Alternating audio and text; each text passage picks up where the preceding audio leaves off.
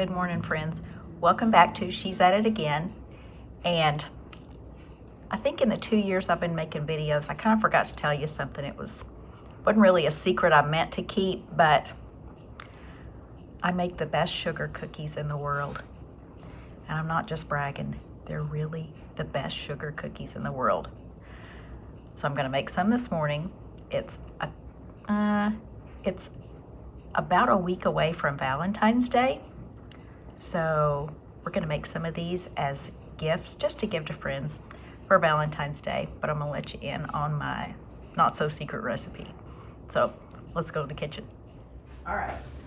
So I have all my stuff set out. We are going to make the dough for the cookie part of this first. Then it has to chill for a few hours.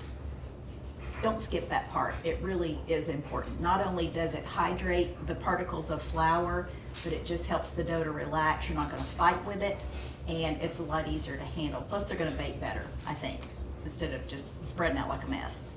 So the first thing we want to do is take 11 tablespoons of butter.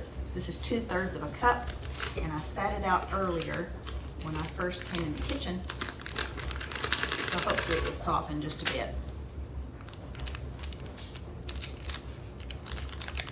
And I used unsalted butter.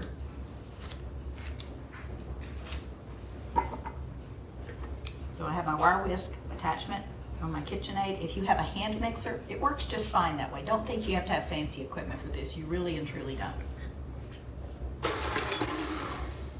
Okay, so first of all you want to do is just get that butter kind of whipped up a little bit. It doesn't have to be super smooth yet. So to that we are going to add a cup of sugar. Now this is unbleached sugar. It comes under the name of Zulka, Z-U-L-K-A, in the supermarket. Super easy to find. I actually find it in nearly every store I go to now, which didn't used to be the case. I'd had to kind of hunt for it.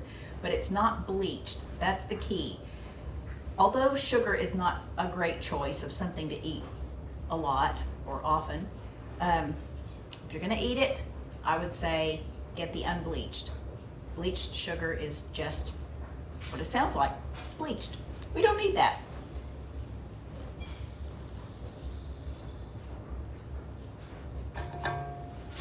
All right, 1 cup of sugar. Now we're going to whip it till it's a lot smoother, although we still have to add an egg to it. This is when having a clear mixing bowl would come in a lot more handy, but you can see what this looks like. Pretty much just looks like a paste right now. Still has some lumps in it, but the liquid in the egg is going to take care of that. Now the next step is when we really want to get it a whole lot smoother once the egg is added. Notice I broke the egg into a cup. You don't put it directly in your mix because if you get a piece of a shell in there, it's really hard to fish out. It's a lot easier to retrieve it if it's in a separate container. Okay, we're going to pour our egg in. And now let's get that all mixed up. Every once in a while you need to stop the mixer and just scrape down the sides of the bowl. And if you're not sure what that means, it means exactly what it sounds like. You're just taking the rubber scraper and scraping anything that's hit the side of the bowl back down into the bottom where the beater can get to it.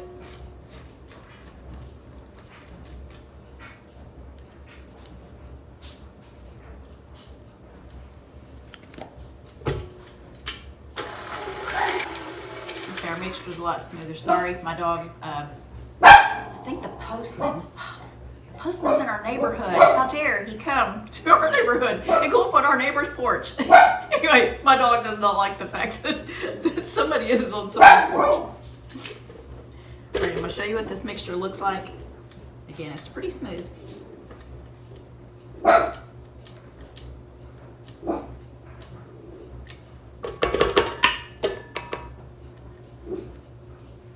Get this off without any falling back down to the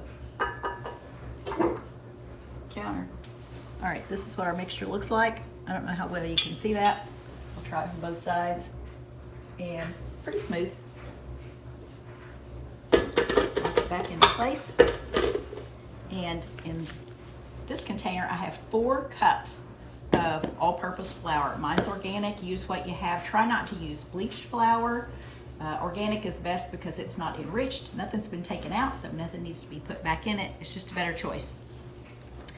To the 4 cups of flour, we're going to add 1.5 teaspoons of salt. This is Himalayan pink salt. So 1.5 teaspoons.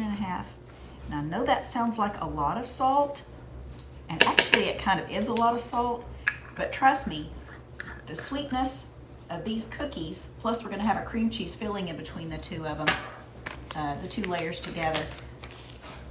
The sweetness just needs that salt to kind of temper down the flavor, and it's just absolutely beautiful.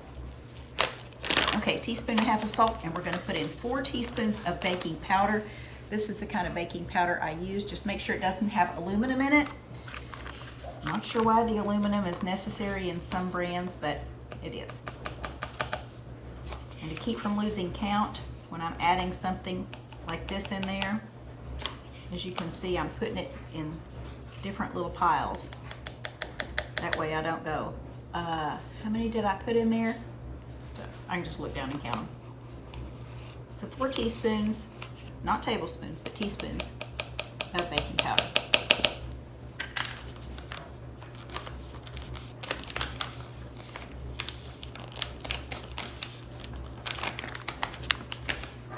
Rumford is another brand that does not have aluminum in it. All right, let me get a little whisk. And I'm just going to stir this to where that's incorporated well in there. Not to let it fly out of the bowl.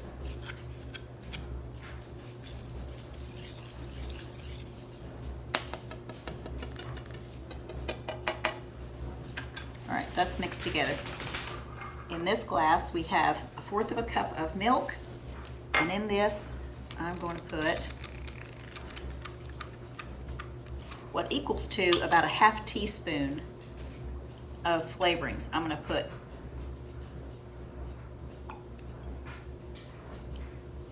a little bit of vanilla,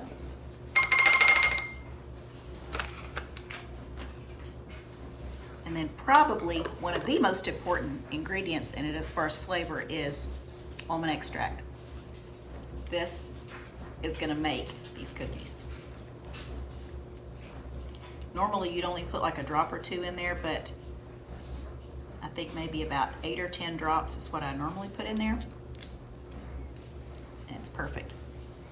So that mixture is combined. So what we're going to do is put our flour and our milk in there alternately. So what that means is put a little bit of flour, then a little bit of milk, a little bit of flour, a little bit of milk. That way you don't have dry flour churning away in your mixer and then putting the milk in and it starts sloshing around. So it just works out better this way. Whoever wrote these instructions on this knew what they were talking about.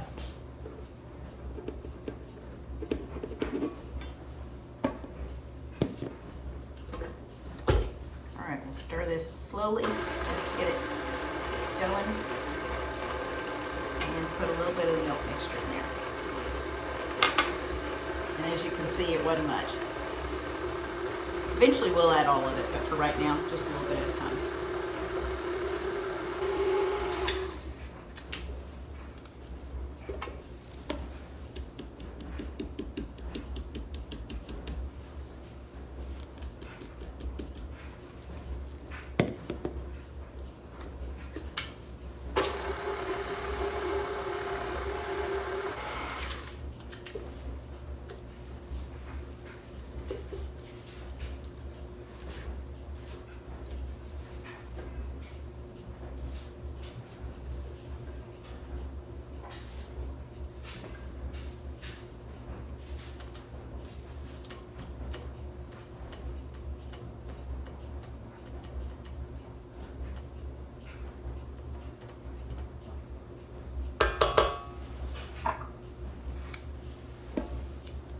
Last of our flour.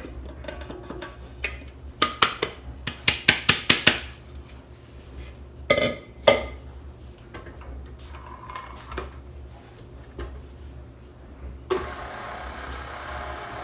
then the rest of the milk.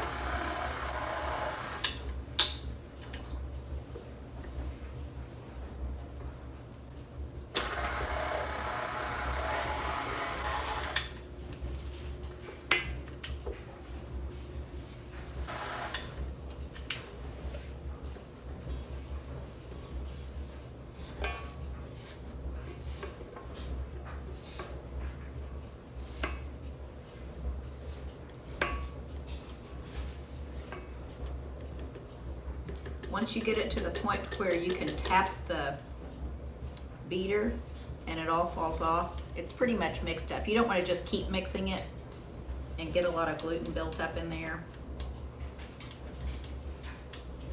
You just want it to be moist enough throughout to where it'll stick together.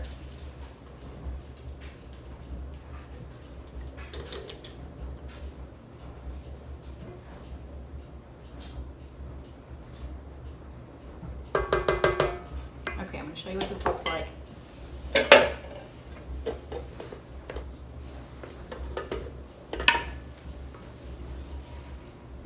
This is our mixture. It kind of looks dry. It's really not. I want to do this without dumping it out on the counter. That's what it looks like. So, I'll set the mixer aside. And I got my cellophane wrap here. I'm going to just start taking it and pushing it together in a ball.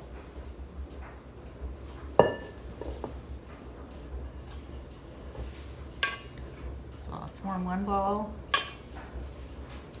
put it on the cellophane.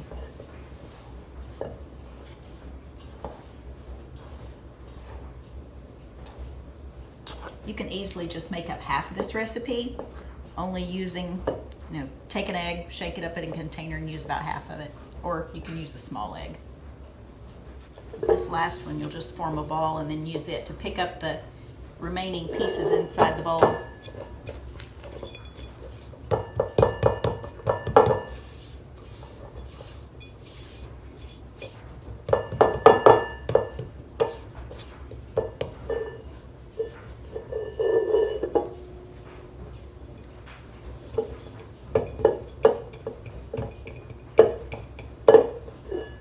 All clean.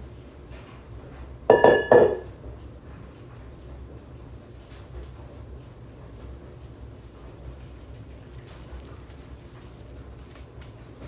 going to cover this up, put it in the refrigerator and chill it for at least an hour, but if my plans succeed, I'm going to be leaving it in there for about 2 or 3 hours.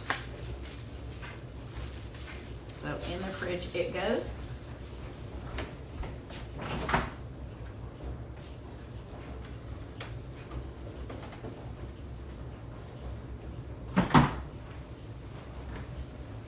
We'll be back to make some cookies later. We're going to cut these out. I'm going to show you about the filling that I'm going to put in it, and then we'll bake these off. So we'll have cookies by the end of the day. So we'll see you back in just a minute. Okay, here we go. I think we're ready. I set this out just a few minutes ago. We're only going to work with part of our dough at a time. It'd be ridiculous to roll out an enormous piece of this dough, and it's so hard to work with, so I'm just going to use the blobs that I actually started with, getting them out of the bowl.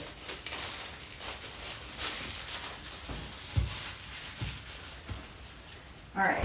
We're going to get ourselves a little bit of flour over here to work with, because we'll need to flour our countertop a bit. Make sure you can see this from both cameras. We don't want to get a whole lot of flour because we don't want to incorporate it into the dough and just make it drier. We just want it to keep it from sticking to the countertop.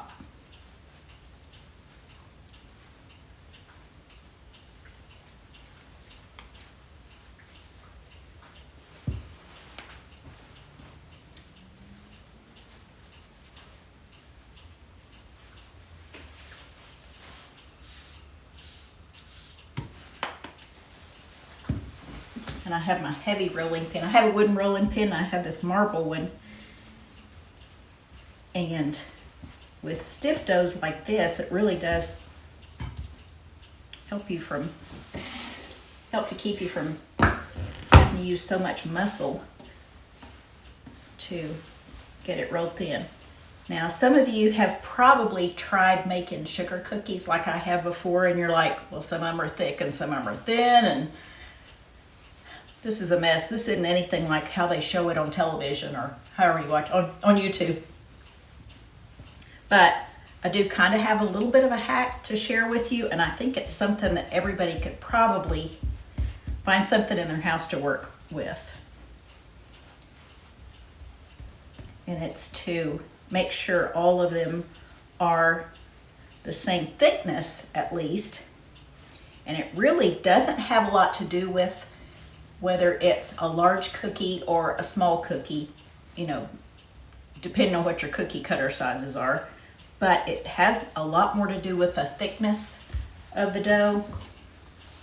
So what we want to do is try to get it consistently thick, or the same thickness all the way around.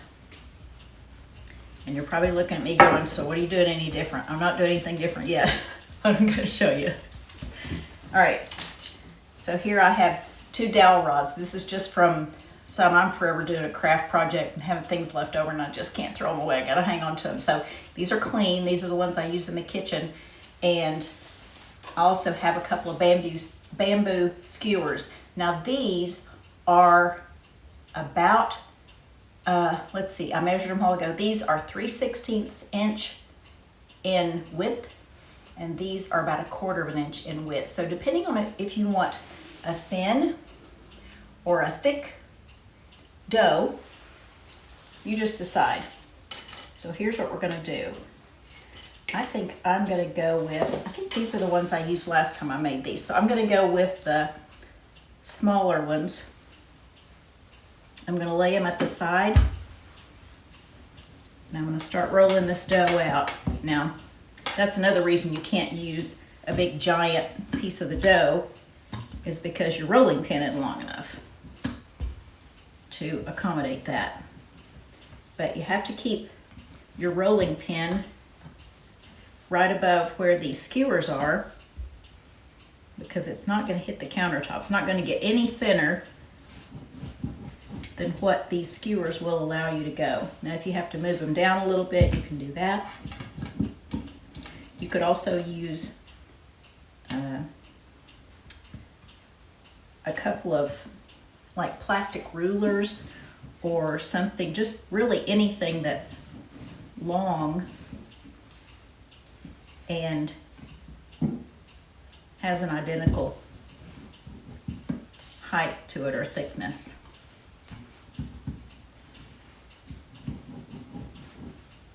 I think I've even actually used a yardstick before. I had to clean it off, of course, to put it on the counter, but it worked just fine.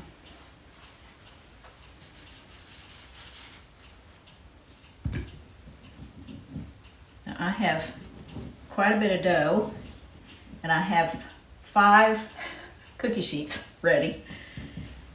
And I'll go ahead and cut all these out before I ever turn my oven on. I don't want the oven to just preheat and keep running, and I'm still over here piddling at the countertop, cutting out cookie dough into shapes.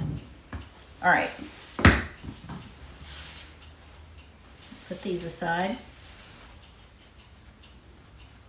Make sure my dough isn't sticking, so I'm gonna flour it and try to turn it over if I can. It'll probably tear, and that's okay. We'll just keep patching it. No, it didn't tear too bad. Oh, yes, it did. I can still get some shapes out of these. All right, I want to show you my cookie dough, my cookie cutters. Here's 3 right here.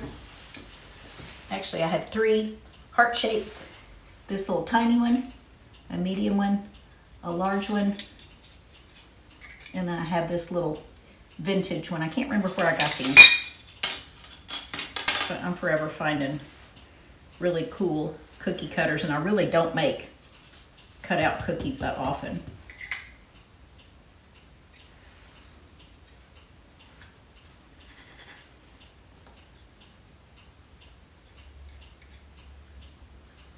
Just press it down.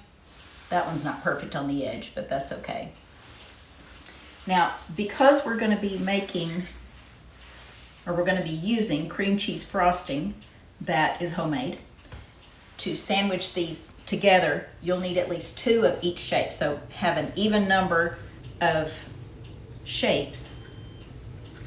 That way you'll have a top and a bottom to it. And there's another one. So there's what our cookies look like. I'm just gonna lay them over here on my parchment. And we'll just continue on like this so you can kind of see what that looks like.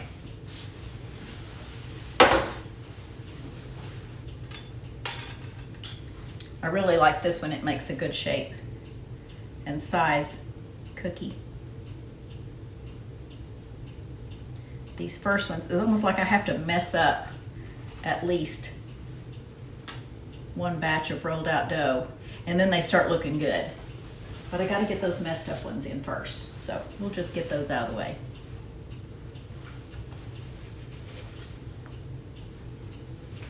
Another reason you don't want to use a whole lot of flour on here is because if you keep working the dough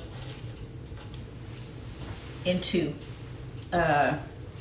additional dough, you don't want to just keep adding more flour to it. It just gets drier. Okay, we'll use the small cookie dough cutter, or cookie cutter. I don't know why I keep calling it cookie dough cutter. It's cookie cutter. We'll use the small one on little spaces like this.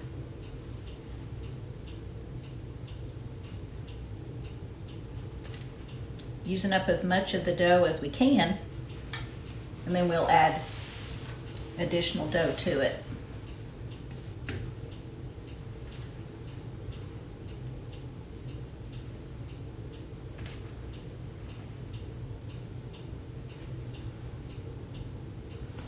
The littler the cookie cutter, probably the more fun they are, just because you can put these in little bags and give to people and they don't feel like they're eating such a huge amount of sugar at a time or something. I don't really know what the psychology is behind it, but the smaller ones are more fun.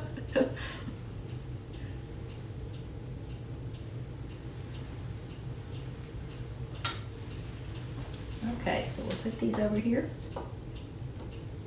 These do not necessarily spread. This recipe isn't one of those that the dough flows and spreads and gets bigger and you don't have to leave a whole lot of room in between them. But I'm just kind of scattering them throughout the baking sheet, not overlapping anywhere, of course. All right, this one was kind of a mess, so we'll just roll it out again.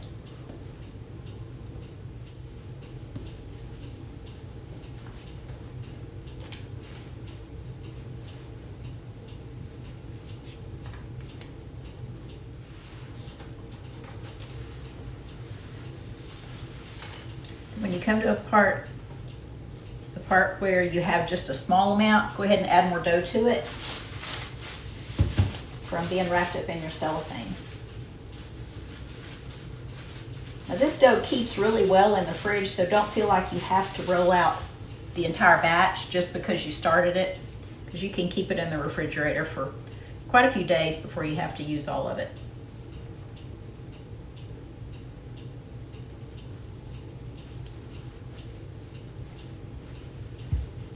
In fact, this might be one of those doughs that you could, I almost hate to bring it up because then I know people will go, what is she talking about? But those, honestly, I don't even know what they're called. They're in the refrigerated section. I guess they're I don't know if they're called slice and bake cookies. They used to be called slice and bake cookies back in the day.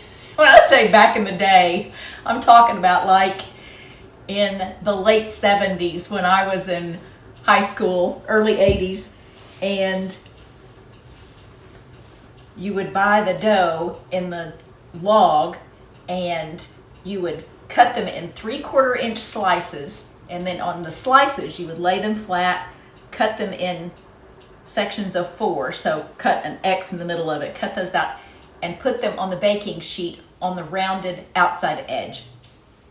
Then they changed. Then they were called spoon and bake, I think. So I don't even know what they're called now. I think I've seen them in the supermarket. I don't buy them, but you could probably do the same with this if you roll it in a log and wrap it in the cellophane and keep it super airtight. You could probably do the same thing. I would recommend the slice and bake version instead of the spoon and bake. I don't think this is gonna spoon very easily, but I could see where it would slice easily and then place them on the baking sheet. Of course, you're not gonna have the pretty shapes like you do when you use the cookie cutters, but they're still gonna taste fabulous. And I'm telling you, once you try this particular recipe for cookie dough, you're gonna go, I'm never using the other kind again. Whatever you're using, this has such good flavor to it. But I think you could probably turn these into slice and bake if you didn't want to go through the trouble of cutting them out.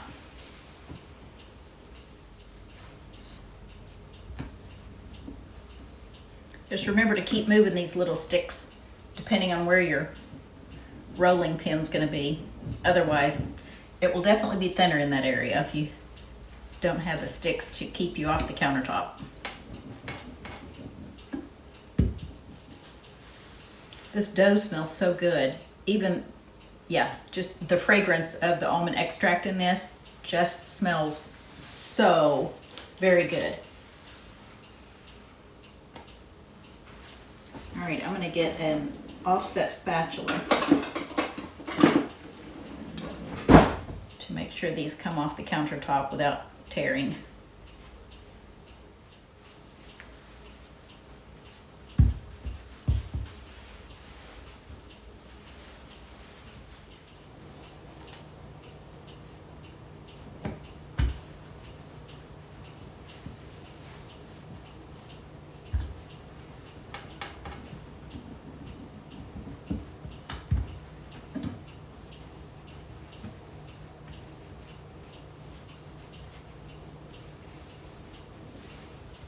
All right, we're going to use our big heart-shaped cookie cutter.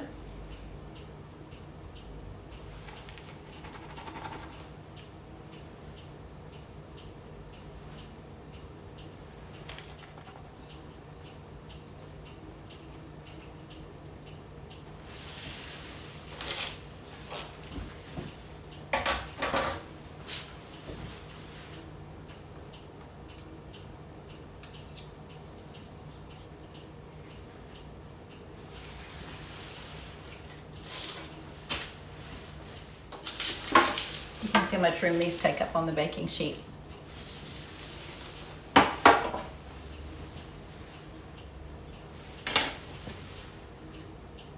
I don't have enough room for more of those. These are probably our more popular size.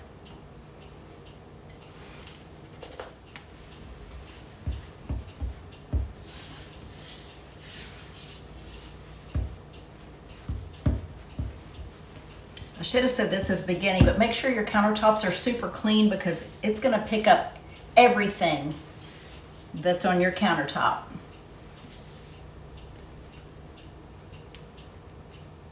And I cleaned mine well with vinegar before I ever got started, so I'm hoping they're clean.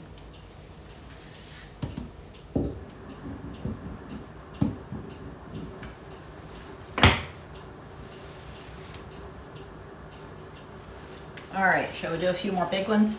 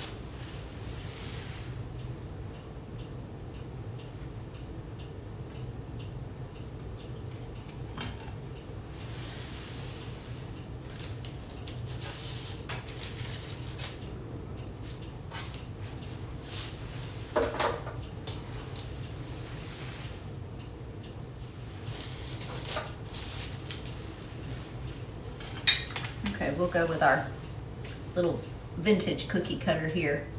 Isn't that cute?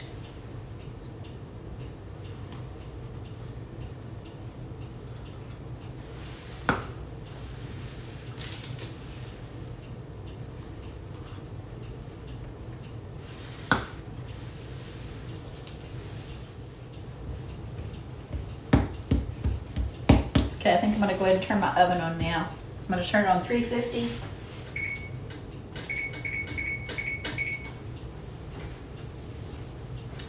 And I have 3 racks available in there.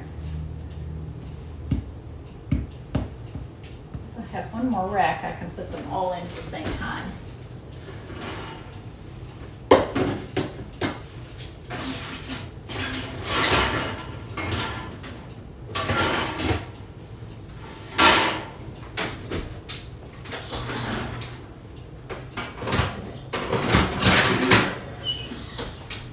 So we borrow from the lower oven.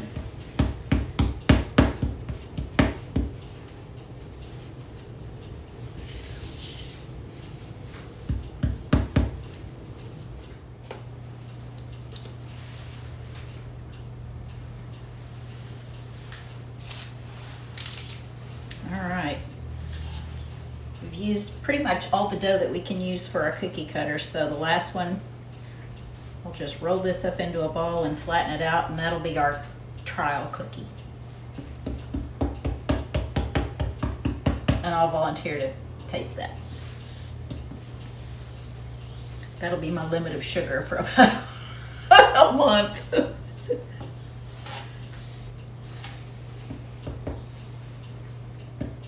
As good as it tastes, I do not feel good after I eat it.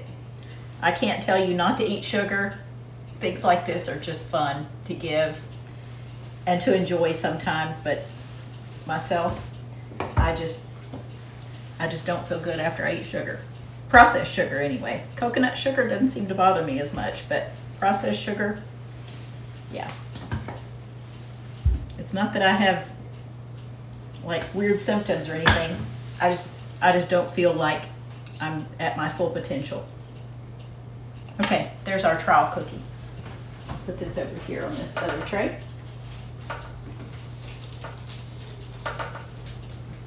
And now we wait for our oven to preheat.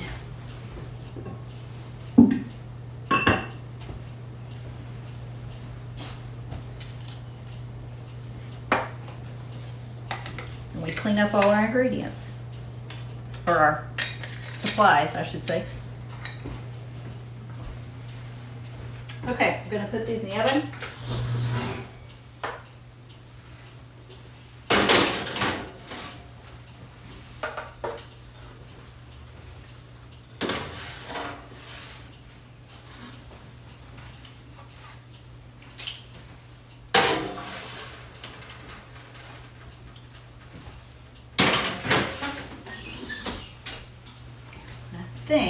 Let's see, these bake for 10-15 minutes. I'll put it on 10 minutes and then I'll check them at that point. I can always add more time, but can't take less. Or I should say I can't take time away once I put them in there.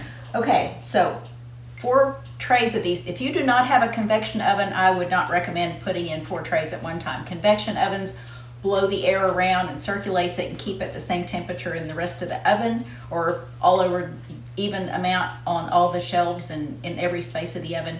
But if it's a typical oven, just conventional, not convection, then you have hot spots, so it's hotter either at the top or the bottom, depending on if you have on broil or bake. So if you have a convection oven, put all your trays in there all at once. And we'll be back in just a minute. We'll see a final product. The timer went off, but I turned the timer off. The timer sounded and I turned it off, and I added about 3 more minutes to it, but I'll check all the trays.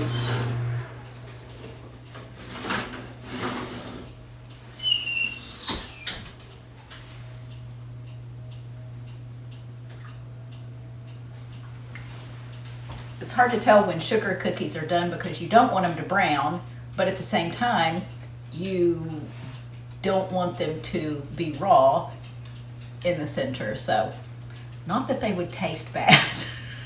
I'm just saying you want something that is a little bit rigid because it still has to hold this filling. Now, we'll tell you this ahead of time. I have cream cheese frosting to put in between these.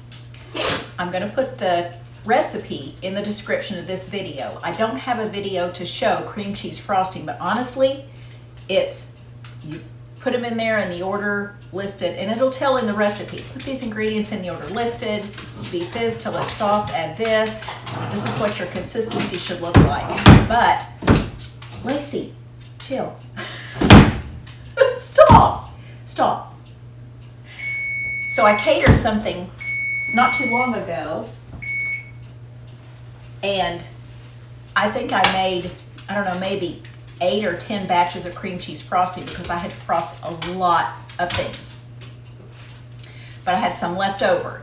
So I didn't want to make more just for video's sake. Not that you as a viewer are not worth it. It's just I don't have room to store it and I don't have anybody to give it to. Nobody wants just frosting. I mean, they would enjoy it, I'm sure. But I have frosting left over. In fact, I have almost a quart of frosting left over. So we're going to use that. But I'm going to show you how to color and flavor that frosting for Valentine cookies.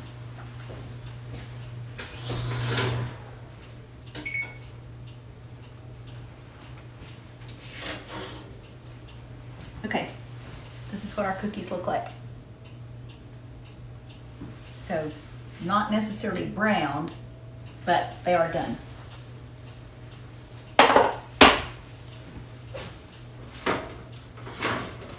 We have to let these cool before we put the frosting on. So, for me, it's going to be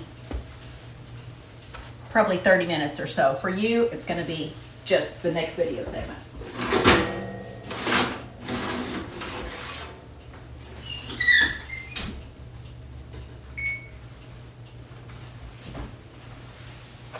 But we have to let them cool. This is probably the darkest one in there. That's what it looks like. Now, if you want to put frosting on the outside of your cookies, you are welcome to do that. I would say that in keeping with the theme of our entire channel, we're talking about making better choices. And although these are cookies, they have sugar in them. We're using organic flour. We're using good quality ingredients. But I would say do not be tempted to use an artificial color. There is so much evidence that says this is something that's not only detrimental to people's health, but it is detrimental to a lot of children's behavior. If there's behavior issues, sometimes you can trace it back to use of artificial colors or flavors, whatever, but mostly the colors for right now is what we're concerned with.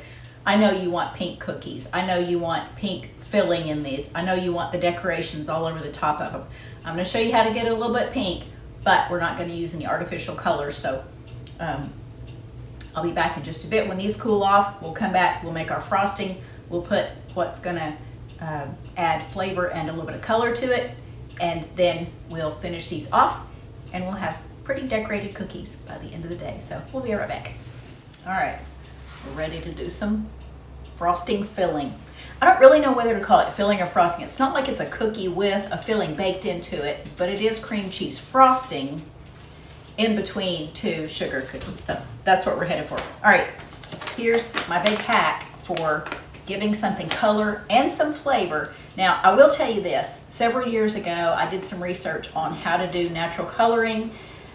I read an article about, well, a couple or 3 articles about extracting beet coloring from beets. So I went to the store, I bought organic beets. I roasted them. Now, beets are not my favorite thing to eat. In fact, it's just one of the probably 3 things I'm just not really fond of as far as plants. But I needed the color. I wanted the color to it. So you take these beets. So I bought organic beets. I put them on a baking pan. I roasted them. I tilted the pan. After they baked, I tilted the pan so all the juices would roll down that. It said don't squish them, mash them, press them, anything like that to get extra juices out of it. You just wanted the color out of it.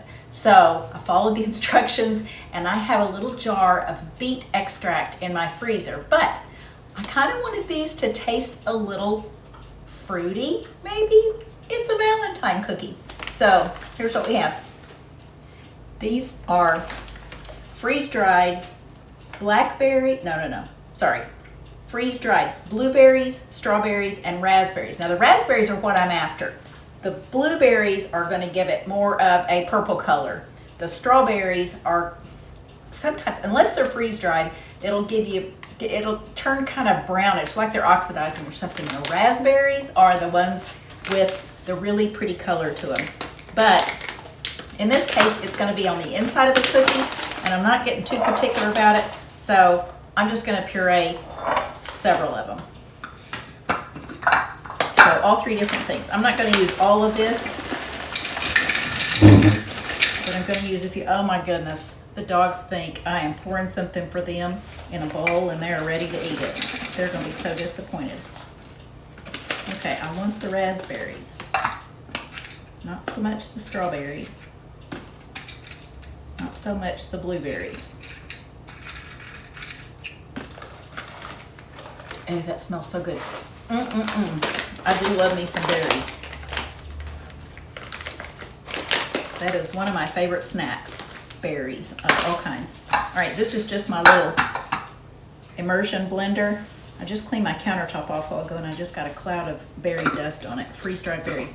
Someday I'm gonna get me a freeze dryer. That would be like the ultimate dream come true. Anybody out there wanna send me one? Go right ahead, I will find a place to put it.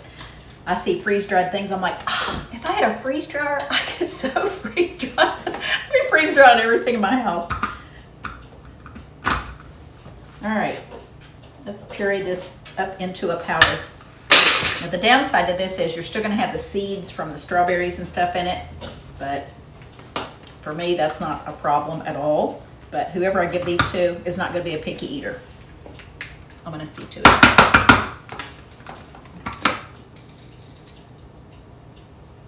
Oh, that looks pretty good. I'll show you what this looks like.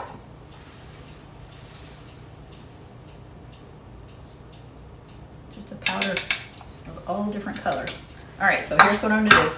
This is my cream cheese frosting. And you can see it's pretty full.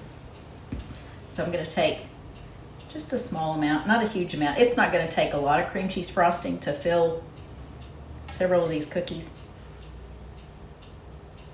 Certainly not going to use the whole tub of it.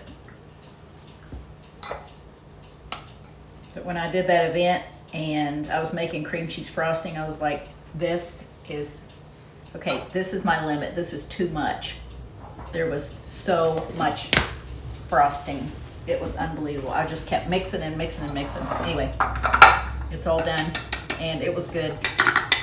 It turned out very delicious. All right, we're gonna put our powder in this.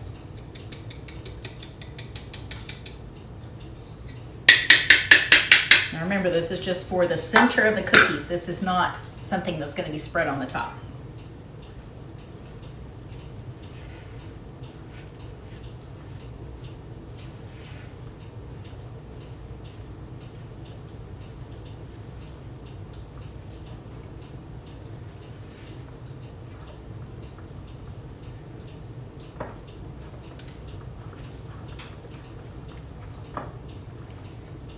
I've never done this before, so it's not like, oh, I've had so much experience. What you're seeing is my first time of doing this. I just had this idea here a while back. And I thought, you know what? I'm gonna have to share that. Okay, the blueberries made it a little more purple than what I would have liked for it to be, but that's okay. It's gonna have a good flavor to it, but it's still kind of got that little pink flavor that you would expect from something that was of a Valentine's nature. Okay, where did I put, oh, there's my plate over there. Okay, here's our plate. Can you see it's a heart shape? Cute, so cute.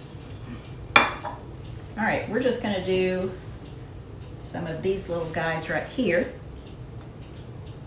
And it really doesn't take a whole lot.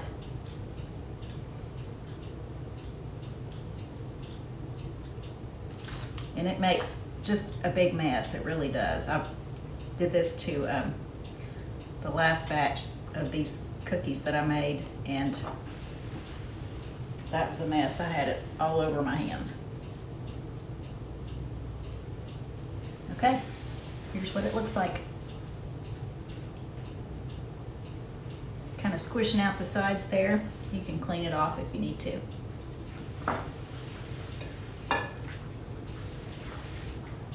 Now the little bitty cookies, I will say, I think I just wound up kind of putting a blob of the frosting in the center of that and put two of them together, and it just squished to cover the inside. It worked great.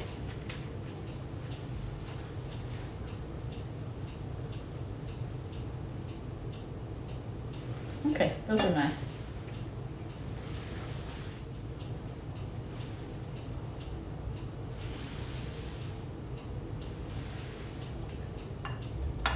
All right, so that gives you an idea of what you're in for as far as frosting and as far as the size of things that you can do this with. But one of the more important things is I want you to have the recipe, because the cookie dough is just so very good with the vanilla and the almond extract in it.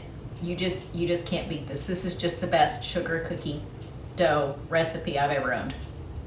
But I also wanted you to know about the little bamboo skewers on the side to make it an even thickness all the way around. I wanted you to see that you don't bake them until they're brown necessarily, that you just want them kind of a tan color to where it's baked but not raw. And I want you to know that you don't have to use artificial color in things to give it some color. There are options out there that are more natural, healthier for you, and actually a benefit. I mean, who doesn't want berries and stuff? So anyway, okay, this is our comprehensive demonstration of sugar cookies with cream cheese filling, and I hope you enjoyed it. I know I did. It has taken me several hours today to get this done, just because the dough had to rest for so long, so I had to come back and go, I gotta turn all the cameras on again. I'm just not organized enough to get everything down in my mind, especially with the new microphone. This new system's working out, and I forgot to turn part of my app on a while ago, the first part of the video, so my husband might be going, what are you doing? I don't know. Short answer is I don't know. So I'm doing the very best I can. I hope you have enjoyed this video, and I look forward to sharing something again with you real soon. Recipe for the cookie dough as well as the cream cheese frosting is in the description of this video. Bye guys, see you soon. Make some of these for Valentine's Day. Bye.